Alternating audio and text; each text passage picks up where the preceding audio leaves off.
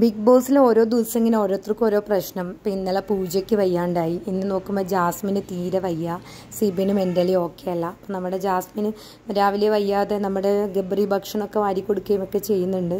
പക്ഷേ തീരെ വയ്യാതെ ആദ്യം ഒരു മെഡിക്കൽ ചെക്കപ്പിന് കൊണ്ടുപോയി, വീണ്ടും കൊണ്ടുവന്നു. അതിനിപ്പോൾ ഭയങ്കര ആവശ്യമായിരിക്കുകയാണ്, ജാസ്മിനെ വീണ്ടും മാറ്റിയിരിക്കുകയാണ്.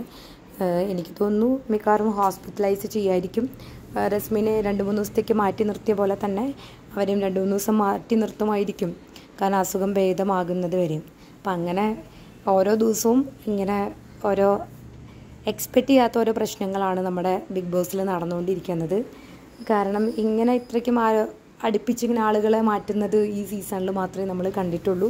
ആരോഗ്യ പ്രശ്നമായാലും ഇങ്ങനെ ആയാലും സിബിൻ തിരിച്ചു വരുമെന്ന് പ്രതീക്ഷിക്കാം. പുറത്തേക്ക് മാറ്റുകയാണെന്നാണ് പറഞ്ഞത്, പുറത്താക്കുകയാണെന്ന് അല്ല പറഞ്ഞത്. അതുകൊണ്ട് തിരിച്ചു വരുമെന്ന് പ്രതീക്ഷിക്കാം. ജാസ്മിനും വേഗം ഭേദമാവുമെന്ന് വിചാരിക്കാം. ഫീവറാണ്.